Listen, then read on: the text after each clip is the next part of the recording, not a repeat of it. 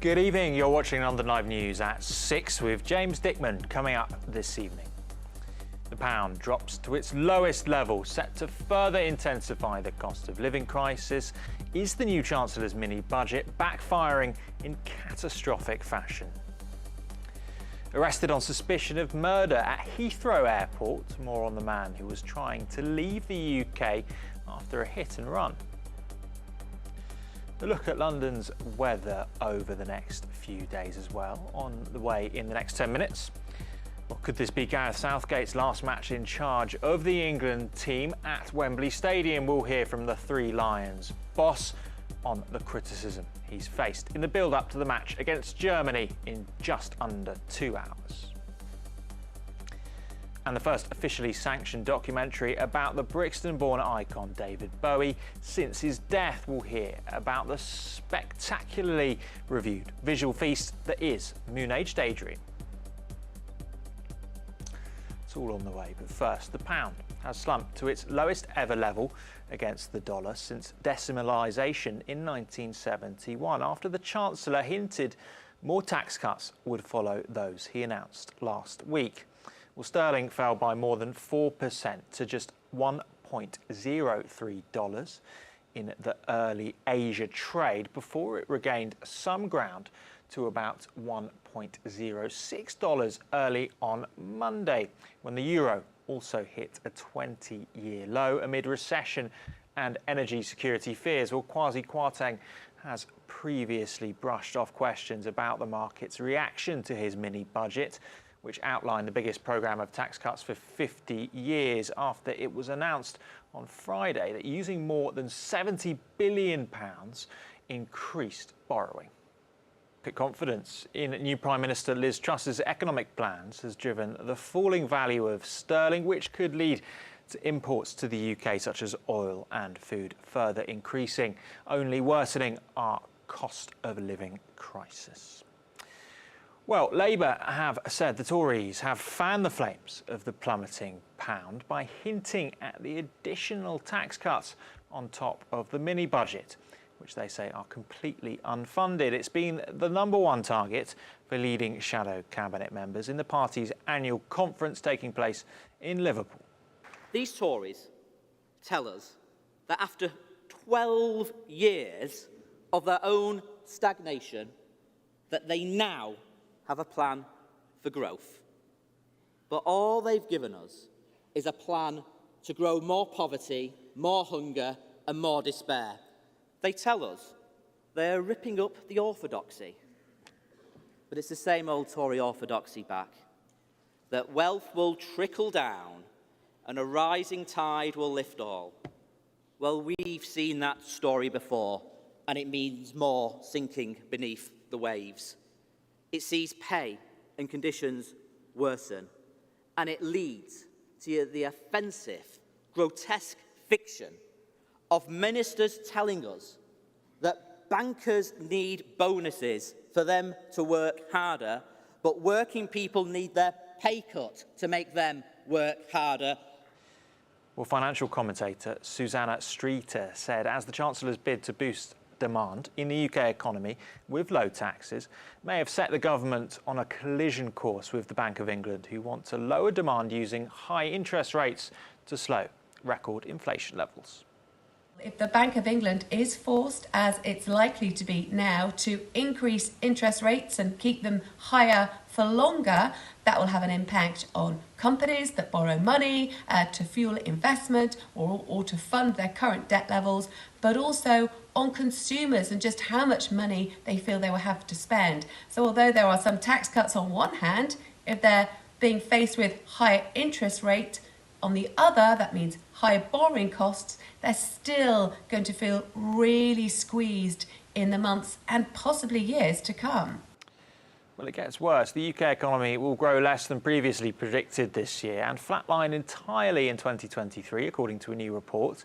The Organisation for Economic Cooperation and Development said it has downgraded its current annual projection for the UK economy, saying it will grow by 3.4%. That's down from 3.6%, which it predicted in June, due to declining real incomes and disruptions in energy markets.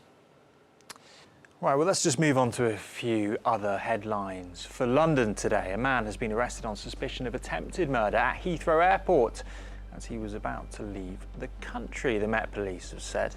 The 20-year-old has been questioned by detectives investigating a suspected hit and run, which left 2 people in critical care in hospital. The men were injured in the early hours of Sunday when a car hit them, and 2 others on Kingsley Road in Hounslow. The other pedestrians were treated for non-life-threatening injuries. Workers who clean the London Underground and other public transport in the capital are to be given free travel, the Mayor has announced. Sadiq Khan said he has asked Transport for London to extend free travel on the capital's public transport for the lowest paid contract workers, as well as catering and security staff. The move will benefit around 5,000 workers who were not previously eligible for free travel. A pensioner in his 80s has died in hospital after a hit and run over the weekend in a Tesco car park in Barnet. Police are still searching for the driver of the van involved in the fatal accident at the Coppets Centre that occurred shortly before 5 p.m. on Saturday. Both the land and air ambulance were called to treat the pensioner, who was taken to hospital but died yesterday. Police are asking those with dashcam footage to come forward. Right, last night, protesters outside the Iranian Embassy in London clashed with police amid a demonstration sparked by the death of Mahsa Amini, in custody after being detained by Iranian morality police. The Met Police claimed that members of the crowd threw missiles at officers and breached police lines in Prince's Gate in Knightsbridge on Sunday. Well, Sarah from London Live went down to the demonstration and spoke to a couple of protesters, and here's what they told her. We are here to support Iranian people who are demonstrating in Iran. They are being killed and shot by Iranian forces, and we want to be the voice of them. Mahsa Amini, a 22-year-old girl, was arrested and killed by Iranian forces, and a lot of people are demonstrating in Iran right now. So far it's 8 days that they'll keep pushing, but at the end of the day they've been killed and they have no voice. And we are here to show to the world that what people are doing, and they just say no to dictator. They did shut down the internet back in Iran, and we need more support from the whole world. There you go. Well, elsewhere, a national strike ballot of tens of thousands of civil servants has been launched. More than 200,000 members of the Public and Commercial Services Union will vote in the coming weeks on whether to strike over pay, jobs and conditions. If there is a strike, it will disrupt vital services such as benefit payments, border security, courts and the environment. The union is calling for a 10% pay rise, a minimum wage of £15 an hour and no job cuts. The government has announced plans to cut 91,000 civil service jobs. Well, in action that has begun today, thousands of lecturers and other staff began strike action in a dispute over pay outside colleges. Around 4,000 members of the University and College Union at 31 colleges in England will take up 10 days of strike action over the coming weeks over a lack in pay increases. We heard from those on the picket line outside Southwark College in Bermondsey. Teachers and support staff and everybody else who works in further education has been eroded for some time, and we don't get the same salaries as teachers in secondary school, for example, and a 2.5% pay offer is quite derisory, I think, in the current circumstances. Salaries in the further education sector have decreased in real terms substantially over the last few years. There you go, let's move on to some sport now. 2 of world football's biggest rivals will take to the pitch at Wembley tonight for the first time back in London since England got the better of Germany in the Euros quarter-final last year. It will also be the first time God Save the King will be sung on home soil by the international men's side. However, since our loss in the final at North London's home of football, it's been all bad for Gareth Southgate's 3 Lions. A loss to Italy in the Nations League on Friday puts England firmly bottom of their group in the tournament, regardless of tonight's result. Well, Southgate is aware his job is now under considerable pressure ahead of the game before the Qatar World Cup starts in November, England's last. look, I'm the manager, and the results haven't been at the level that we want and that we require. So no matter what job you have in football, that would be the case. Of course, with the national team, that noise is going to be even louder and more widespread, and I totally understand that. So not hiding from that, it's a situation that we aren't enjoying, not winning football matches. But we have to keep doing the right things every day to keep improving the small bits of our performances that can make the difference. And if we approach every day in that manner and keep the standards high and the performances come, then eventually the results turn. Gareth Southgate there. Well, on to one more quick London sports story for you. Watford FC have appointed Croatian manager Slaven Bilic as manager on an 18-month contract. The 54-year-old is best known for taking charge of West Ham United in a successful final season at Upton Park before they move to the Olympic Park, the London Stadium, and for a stint in charge of the Croatian national team a few years earlier. Let's just take a look at the weather for you now. No rain overnight until dawn. Tuesday, a dry day, it looks like. Some patchy sunshine around as well. Temperatures a bit like today, around the 15-degree mark. Wednesday, pretty much a mirror image as well. Slightly more overcast perhaps though. Thursday, some showers expected. Temperatures climbing slightly as we head through the week. One last headline before we take a short break. The National Gallery is launching its first Pay What You Can Afford scheme for its landmark new show in response to the cost of living crisis. It means practically anyone who wants to see the upcoming Lucian Freud exhibition, complete with his controversial portrait of Queen Elizabeth II, will be able to afford to. Visitors on Friday evenings between 5:30 p.m. and 9 p.m. can book tickets in advance for a minimum payment of £1.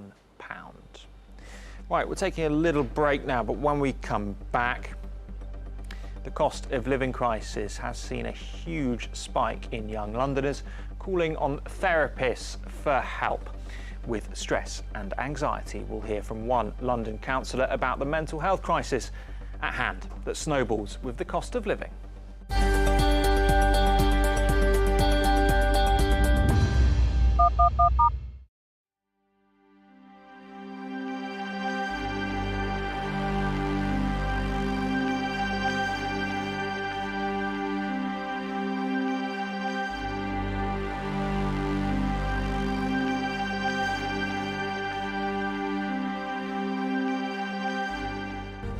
From breaking news to headline events, the latest trends and places to be. You can now keep up to date on daily life in London across London Live's social platforms. Start the day with an update on the travel and weather, and know what's on around the city and what's being seen by others.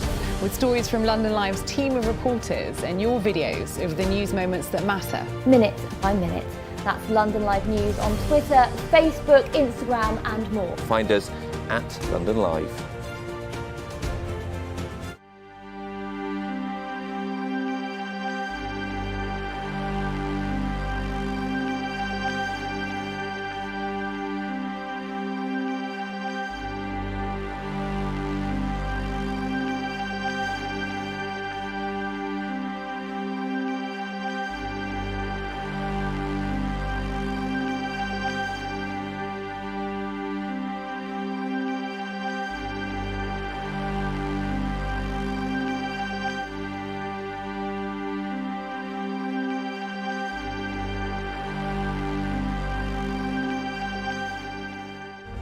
From breaking news to headline events, the latest trends and places to be. You can now keep up to date on daily life in London across London Live's social platforms. Start the day with an update on the travel and weather, and know what's on around the city and what's being seen by others. With stories from London Live's team of reporters and your videos of the news moments that matter. Minute by minute. That's London Live News on Twitter, Facebook, Instagram and more. Find us at London Live.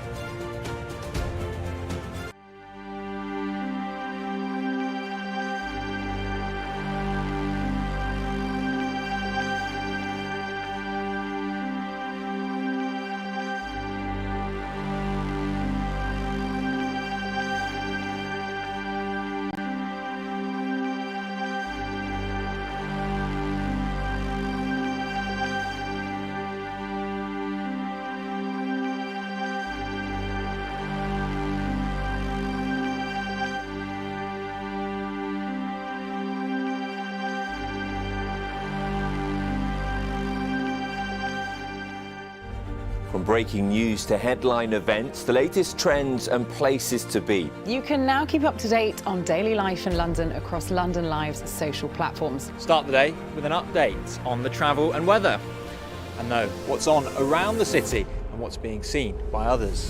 With stories from London Live's team of reporters and your videos of the news moments that matter. Minute by minute. That's London Live News on Twitter, Facebook, Instagram and more. Find us at London Live.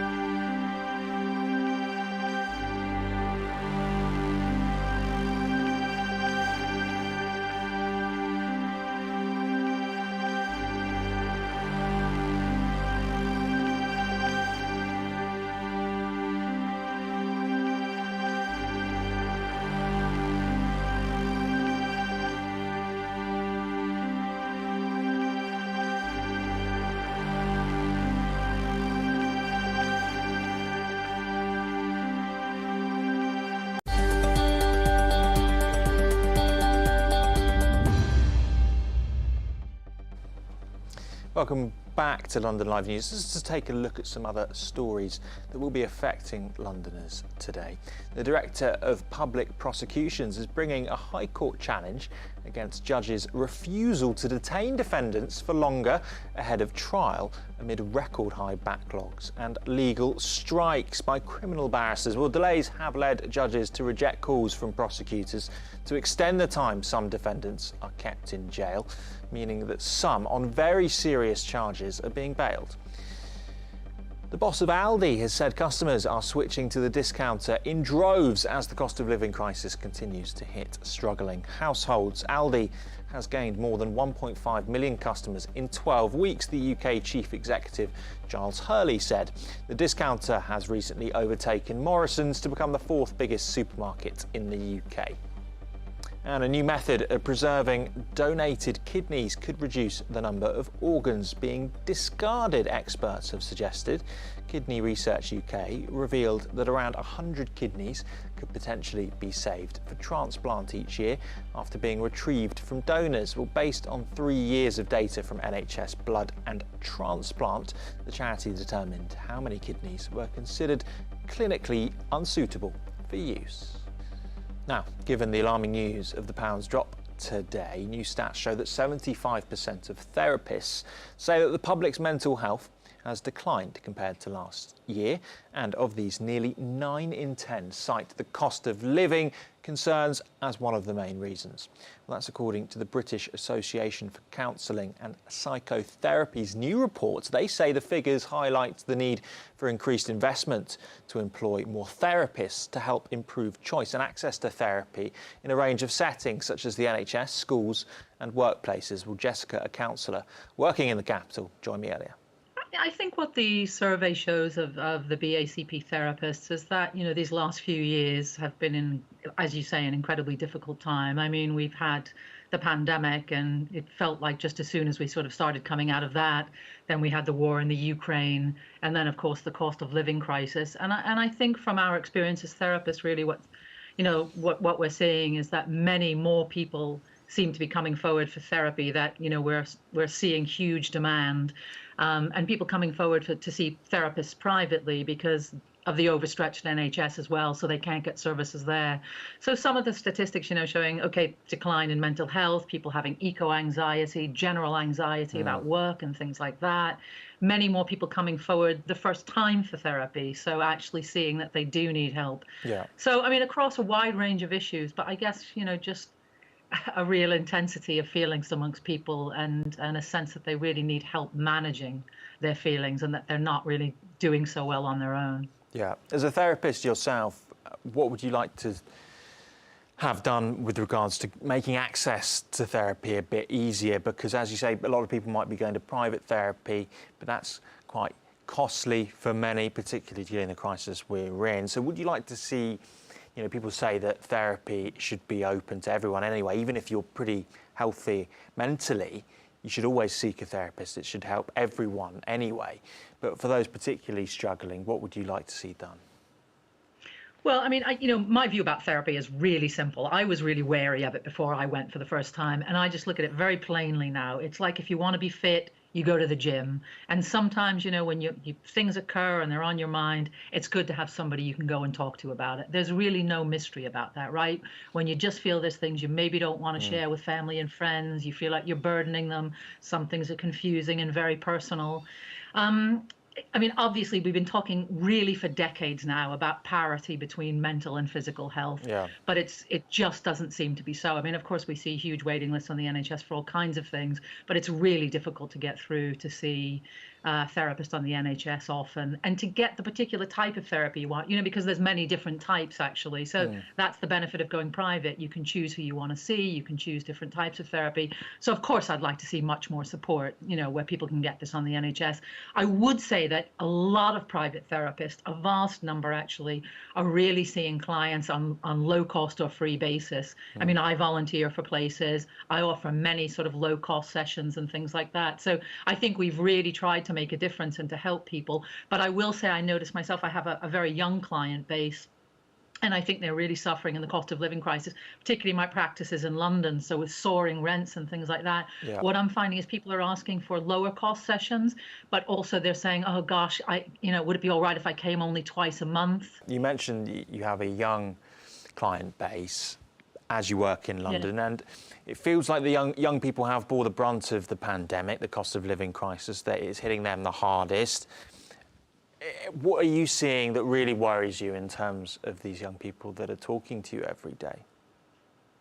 Well, I see a lot of people in their 20s and early 30s, actually. And so a lot of them are living in overcrowded kind of shared group houses to manage.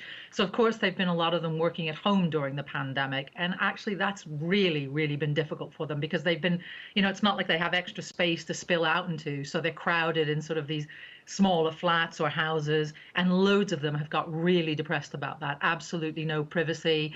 Their incomes are uncertain because they feel like they might lose their jobs. Just in the last few weeks, a few of my clients have come to me and said, my landlord wants 20% rise in my rent, and I don't know how I'm going to manage that, along with, you know, all of the other costs going up. So they're really worried about that. They've been lonely during the pandemic. They've been away from friends and family, and it's really just all accumulated on them. So it's had real impact on, you know, their personal relationships, friends and romantic relationships as well, actually. What would you say then? What would be your plan to help more young people in the capital get access to therapy then, so that it is really that simple to go and get help? Well, I mean, I suppose we have to hope that we will get a government or someone in government who prioritizes spending in this area, actually, so that, you know, there is a boost in what's on offer in the public sector. I would also say, for people who are out there and a bit worried about this, there are a lot of community organizations around that offer lower cost therapy. If you look in your area, the BACP can help with that. If you look on the counseling directory, you can get in touch with therapists and say, you know, can you see me for this? This is how much money I have. Do you have space? And remember, there are also some organizations that have free helplines, like the Samaritans, right? Well, staying with the cost of living crisis, as we move through autumn now, we know Christmas is going to come round all too quickly. Given how expensive the festive period can be, new stats show the majority are worried about spending when it comes around, with over half of Londoners saying they will struggle to heat their homes this Christmas. Well, Mark Ursel, the CEO of QMind, behind the research, joined me earlier. Yeah, absolutely. I mean, when you look at the research, you know, I think 85% of Londoners are really, really concerned about spend this Christmas.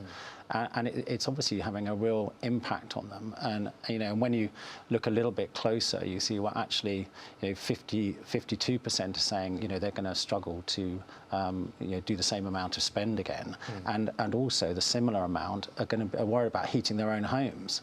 So when you sort of kind of look at that, you think, wow, that's really having a huge impact on the way people, Londoners in particular, are feeling about this run up to Christmas and the impact it's going to have on their spending. Yeah, so it's a real big burgeoning issue for sure. Yeah, it's not just the financial cost of things. One of the biggest causes of stress and anxiety and mental health problems is the looking at your bank account and struggling to think about how I'm going to pay my next bill. So what would you like to see people do to try and mitigate the oncoming Christmas and find ways of dealing with the stress?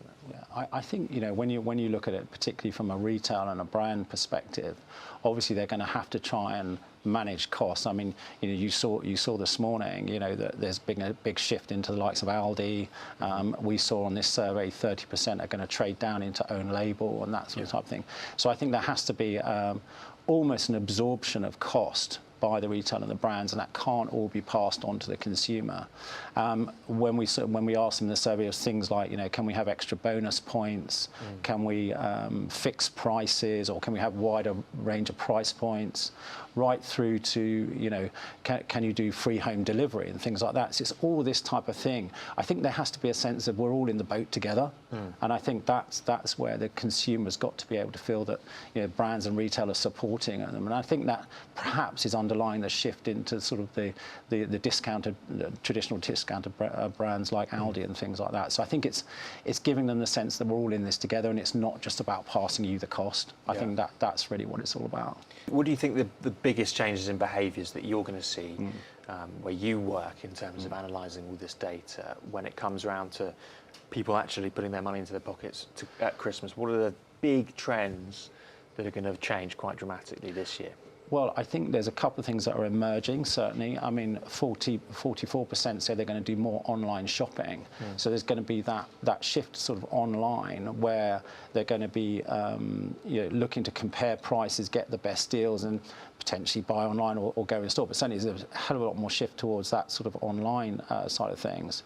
I think 30% are saying they're going to do more around Cyber Monday and Black Friday. So, you know, those core areas are going to be, and we've had 45% say they're going to do, they've already started their Christmas shopping. So if you put all those three together, the sort of traditional sort of huge flow of volume of revenue in Christmas, I think is going to change. And you're going to see a much bigger spread. So that's a real challenge for retailers, a number of brands, because they often make a lot of their volume of sales at that time of year and profits as well. So it's definitely spreading out, and you know, consumers are looking for deals. Mark, there is plenty of help and advice out there for those of you worried as we move into October this week ahead of the festive period coming up. All too quickly, you're watching London Live News with James Dickman. A reminder of our top story coming up after the break, but also on the way, a look round the redevelopment of Battersea Power Station as it's set to open in a few weeks. We'll give you a sneak peek into the changes at the iconic landmark.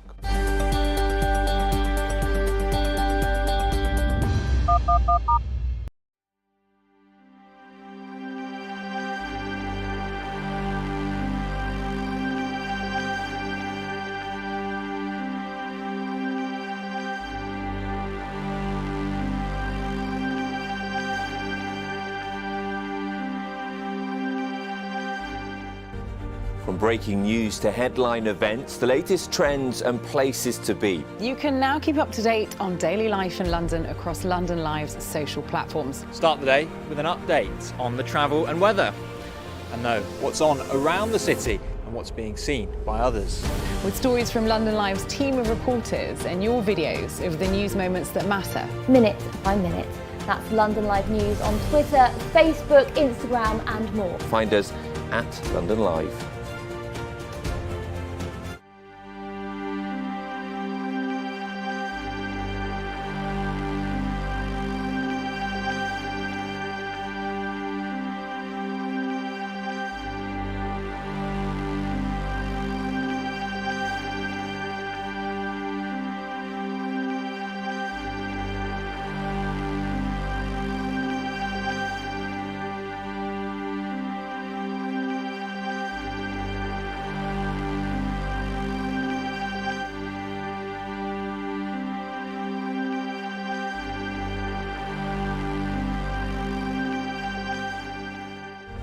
From breaking news to headline events, the latest trends and places to be. You can now keep up to date on daily life in London across London Live's social platforms. Start the day with an update on the travel and weather, and know what's on around the city and what's being seen by others. With stories from London Live's team of reporters and your videos of the news moments that matter. Minute by minute. That's London Live News on Twitter, Facebook, Instagram and more. Find us at London Live.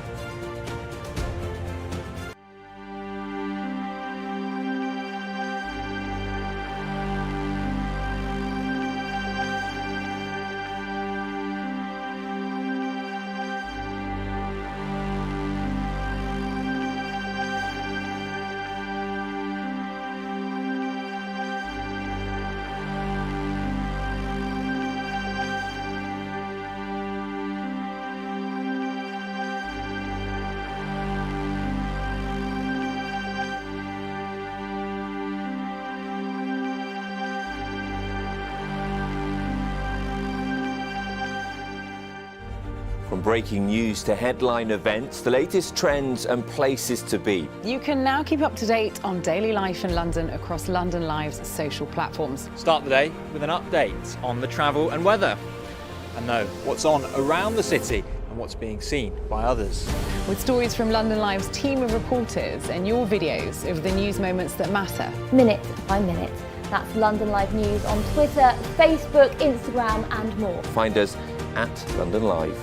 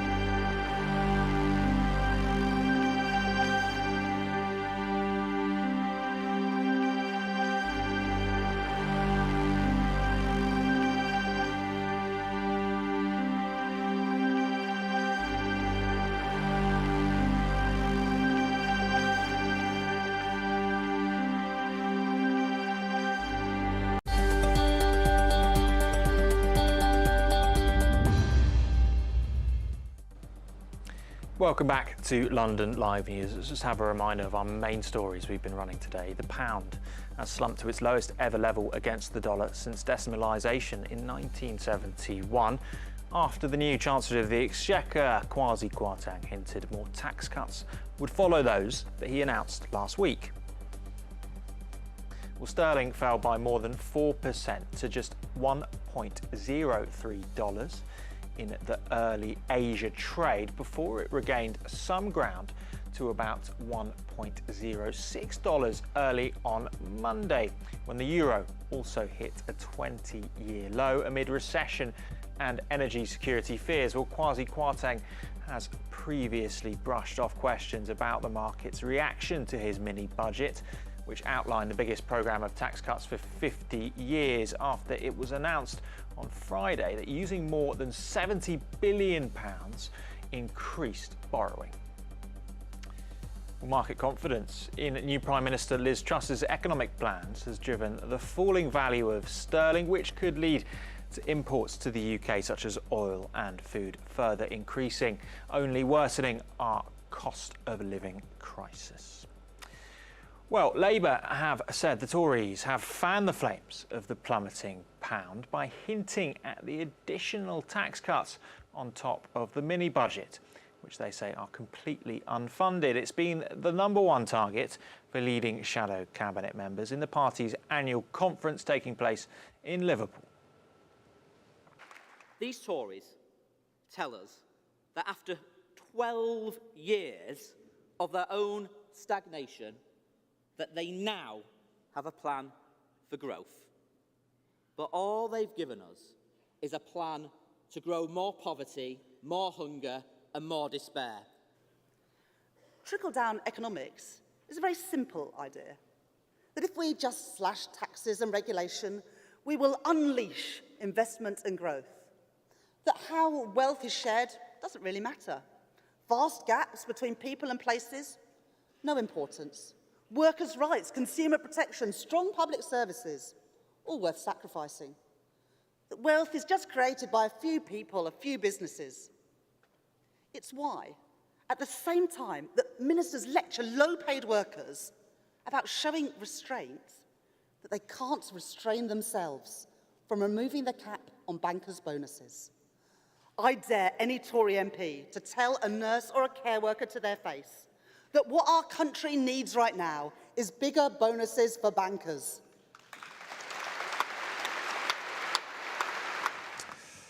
Now let's take a look at this. Battersea Power Station is finally set to reopen its doors 10 years after a Malaysian property consortium bought the site. Extensive redevelopment has transformed the disused industrial area into a mixed-use neighbourhood with entertainment, retail and green spaces too. Locals and tourists will be able to come together to shop, eat, drink, live, work and play. We spoke to the project's head of sustainability, Sarah Banham, and took a sneak peek inside the iconic landmark. It's incredibly exciting. I have waited so long for this moment. It's 10 years since our Malaysian shareholders took over the site, and we are finally opening the doors on October the 14th, and everyone can walk into that magnificent power station again. It's beautiful inside. It was an incredible challenge, but we worked really hard with planning officers at Wandsworth, with Historic England, and with some amazing technicians and craftspeople, just bringing this building back to life and readapting it so it's fit for the 21st century, so everybody can use it. It's completely mixed use, so visitors will come, but people live there, people will be working there. In the shops, in the restaurants, in the cafes, but also in the offices. But it's there for everybody. It's totally inclusive. You don't need to spend money just to walk in and see those fantastic turbine halls. They're beautiful. They are cathedrals. So when the doors open, the two turbine halls will be the main sort of circulation areas, and you'll have 2 floors of shops and then a floor of cafes and restaurants. But there's also going to be a lot of events and leisure opportunities inside. So we've got the chimney lift experience, which is lift 109, and that's 109 metres in the air with 360-degree views of London. Stunning. And then also there's going to be the cinema in the power station, which is the sister cinema of the cinema we've already got here. Control Room A is incredibly special. It's Art Deco, and it's where the electricity used to go out to substations all over London. And so you've got the control panels still there saying sort of Wimbledon, Carnaby Street, Lombard Road, Alpha Place, I mean right across London. And then you've got Control Room B as well, which again is very different in flavour. So although you've got the Art Deco sort of Bletchley Park type Control Room A, which was actually used as the radio relay room in The King's Speech, the film of The King's Speech. Control Room B is much more futuristic, sort of Fritz Lang, lots of shiny aluminium and steel. And that's going to be a new concept all-day bar, which means people can get into it, get up close and really see all the dials. And again, you know, sending electricity all through London. So that's an incredible place as well. And there's lots of tiny quirks like that throughout the building. So every time you go in, you discover something new. It used to be, what, south of the river? And it's just that sort of growing recognition of how special Battersea is. And we are so lucky. We've got Battersea Park next door, which is just gorgeous. We've got 450 metres of riverside, which gives you that big open space and that feeling of breathing and air and I don't know, horizon in London, which is quite rare when you're standing on the ground. And the other thing that I think is a real difference to this whole development is when I first came here, Nine Elms was really quiet and it was quite spooky and you felt a bit vulnerable. And now with so many people, you feel safe, you feel secure. And I think that's what part of this sort of development will bring, with people working here, people, you know, shopping, eating, just sitting on the grass, spending time here. It just feels so much more secure. And I think the more secure and family friendly it feels, the more you're going to want to come. And that sort of spreads out across the community as well. So instead of, you know, the enclaves that were stuck the other side of the road, which was more secure than this horrible industrial area, suddenly it's all turning and it becomes much, much more accessible. For me, since day one, it has been really, really important that this is totally inclusive and that our local community and wider neighbourhood have come on this journey and feel part and parcel of this whole project. We've got, just to open the power station alone, 2,500 people are required to work here. So we had a jobs fair last month. 600 people turned up. A lot of those people are already working for some of those brands in the West End, training up for when they come here. There are part-time jobs, and then there are also jobs not just in the retail and hospitality, but also in the offices, in looking after this amazing landscape, looking after the building itself. So it's a whole new town centre. There you go, glad to see it's finally been put to good use after all these years. That was Sarah Banham, Head of Communities and Project Sustainability at Battersea Power Station, the development company. Well, the power station will open to the public on Friday, the 14th of October. Right, we're taking a quick break now, but stay with us because in just a few short minutes, in our last part, the new Bowie documentary Moonage Daydream, a visual tour de force, will take a look at the film about the Brixton boy who became the world's most iconic artist.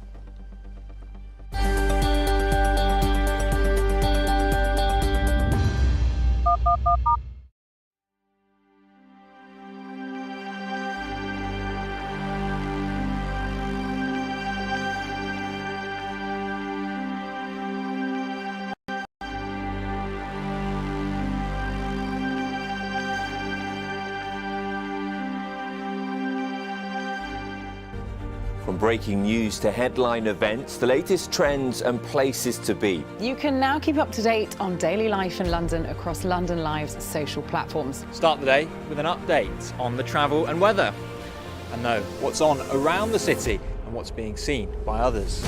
With stories from London Live's team of reporters and your videos of the news moments that matter. Minute by minute. That's London Live News on Twitter, Facebook, Instagram and more. Find us at London Live.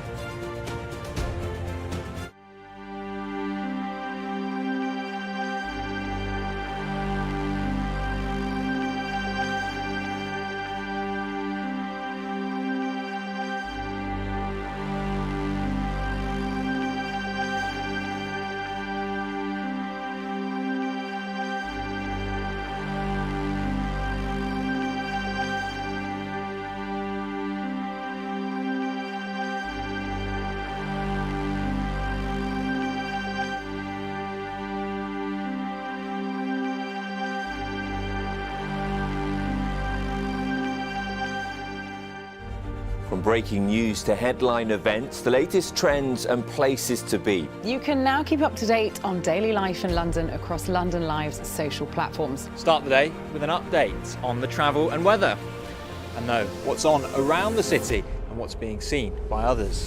With stories from London Live's team of reporters and your videos of the news moments that matter. Minute by minute. That's London Live News on Twitter, Facebook, Instagram and more. Find us at London Live.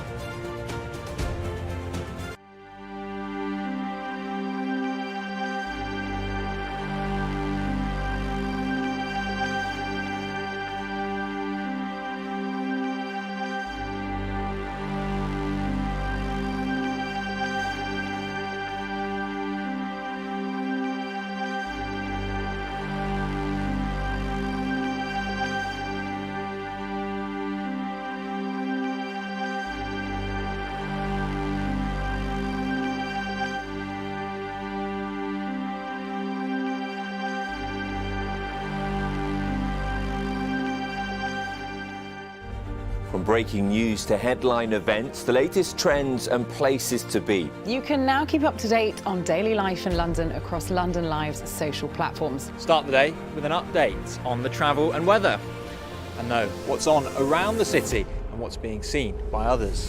With stories from London Live's team of reporters and your videos of the news moments that matter. Minute by minute. That's London Live News on Twitter, Facebook, Instagram and more. Find us at London Live.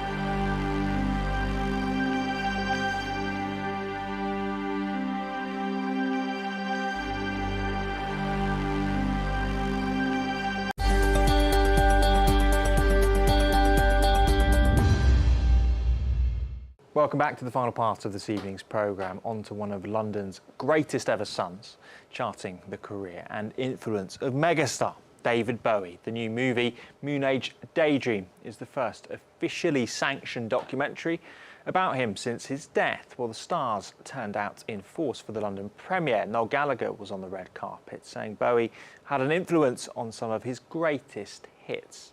Maybe a temporary reassurance that indeed there is no beginning, no end. And you find yourself struggling to comprehend a deep mystery. I wish I'd have been in a different state of mind. I met him in the 90s and all that went with that, and I don't really remember a great deal about it. But if I met him now, it'd be different. What would you say to him if you met him now? Can you go back on tour, please?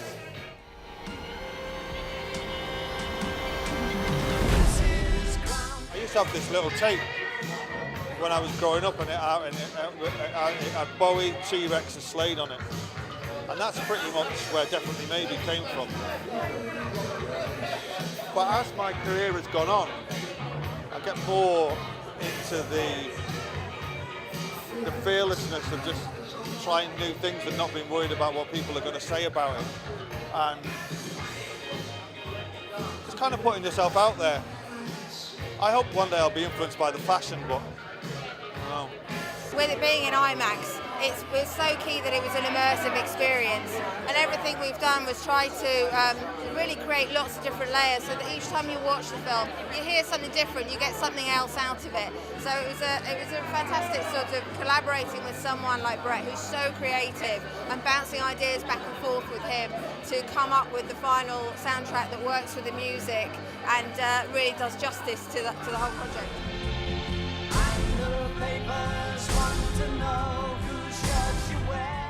Excited for people to go into a cinema and have a total adventure. You know, most movies are kind of predictable. I can kind of assure you right now that nobody knows what's going to happen 30 minutes into this film when it starts. It just turns this way and that way. And I made this film because I love, you know, the THX logo at the beginning of movies, and the whole movie theater sounds awesome, and then the rest of the movie, like, you're like, where to go? This is like 2 hours of just pure cinematic Bowie bliss. And it's been a long time coming, and it's a lot of an evolution of sound and picture and different ideas, and constantly updating. So I'm really relieved and thrilled to see it come to fruition. Brett had full access to all of the original archives of the music, so we had all the original multi-tracks where they were available. So I went through and remixed every single song in the film. And then because we had the control on all the individual instruments, and Brett wanted to make this a very immersive experience for the audience, almost like a theme park ride. So it was thrilling to A, get my hands on David's original multi-tracks, and B, then try to take them to where they were before, but then enhance them for theatre. I think the live concert pieces, especially some of the unseen footage and unheard concerts before, it was, again, just a privilege to put all of that together, and exciting to bring that to an audience for the first time. Moonage Daydream is out now. Right, finally this evening, the novelist Amanda Prowse has written many fictional stories, but her latest book, Women Like Us, turns the pen on her own life. The memoir goes into depth about her struggles with self-esteem, food addiction and chronic pain, and how she has learned to cope with such crises. Well, the book also covers happier times in her life. Amanda hopes that her memoir will provide hope for women suffering from the same troubles she faced. Tanya has been speaking to her. Women Like Us is my memoir, so my story going back to my childhood. And, you know, I think all of our lives are a bit of a roller coaster, aren't they? We all deal with loss and debt and addiction and maybe low self-esteem. My self-esteem has always been really low because I've battled with my weight all my life. I'm a compulsive eater. I'm a food addict, obsessed with food, thinking about it every minute of every day, to the point where a couple of years ago, my weight hit just under 21 stone, which even just saying that out loud and sharing it with your viewers feels the most exposing and vulnerable thing I can do. But that's part of the problem, I think. You know, if I can't talk about it, if I can't own that number, I'm now down to 16, so my journey continues. I'm never going to be Kate Moss. I'd love to be Kate Moss. I'm never going to be Kate Moss, but, you know, we're going in the right direction for my health and my happiness. And that's what it is. It's a memoir about my life, how I got published, about feeling like one of those kids who, you know, I was never in the sporty club or the clever club or the, you know, the beautiful club or the rich club. I was just a chubby kid at the back eating crisps, and I never knew how I was going to get out the blocks.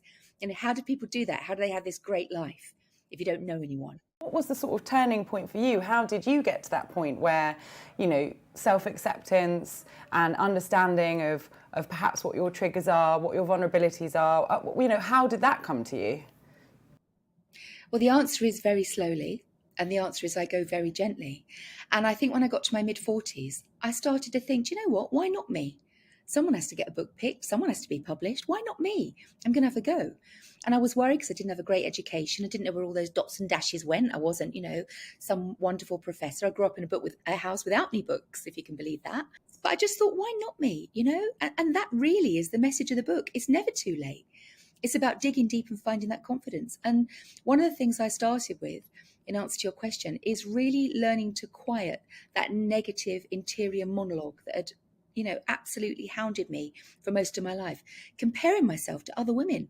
You know, why aren't I as thin as her, as clever as her, as beautiful as her, as rich as her, as slim as her, whatever it was. All these things that actually are so vacuous. It doesn't matter what you look like. And this isn't a book about striving for skinny and thin. This is a book about bodily acceptance, whatever your size, whatever your shape. Certainly getting a handle on my compulsive eating, because that has really blighted my life. But it's not a book saying this is right and this is wrong. This is about saying you've got to find what's right for you. I wanted to speak to you about, and you touched upon it there, you know, this idea of acceptance and, you know, the role that social media plays in all of that, which is something that, you know, perhaps 20 years ago, 30 years ago, we didn't have to deal with. But now social media can be amazing. You know, I'm sure in launching a book, it has its great benefits, but also when it comes to self-acceptance and comparison, you know, what's your view on that?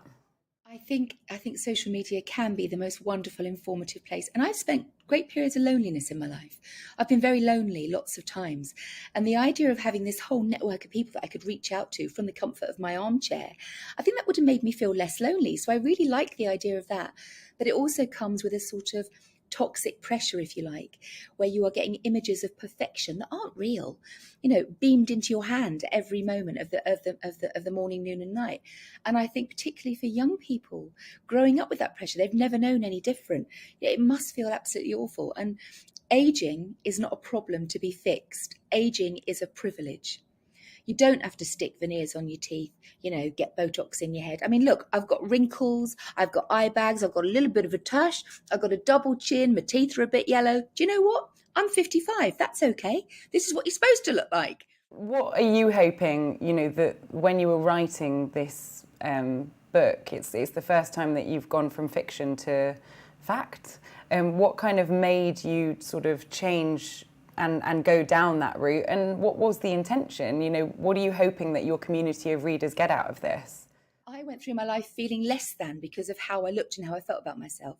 And if people had been a little bit kinder, a little bit more empathetic and understood what I was going through, I think that would have helped me enormously. So this book, I really hope for anyone who suffers in the way that I do with overeating and negative self-image, I hope it helps them feel less alone and gives them some pointers if they want to change their life, because it's all about self-acceptance and happiness. But most importantly, it's about saying to people who don't live like that and think, well, you know what, just eat less and move more. Goodness me, if I've heard that once, I've heard it 1,000 times. If only it were that easy. I wish it were. I'd have done it years ago. I hope that it helps with that level of understanding, because actually empathy and kindness would go a long way to helping people like me feel a bit better about ourselves, and we should. That was Amanda Prowse, whose new book, Women Like Us, is out now. Right, a final check on the weather for you now. No rain overnight until dawn, you'll be pleased to hear. Tuesday, a dry day it looks like, some patchy sunshine around, mostly overcast. Temperatures like today, around the 15-degree mark. Wednesday, a mirror image really, slightly more overcast perhaps. Thursday, some showers expected. Temperatures climbing though slightly as we head through the week into Friday and Saturday. Right, that is all we've got time for this evening. Thank you for joining us. Do join us again at the same time tomorrow as well. I'll see you then, but for now, good evening and take care.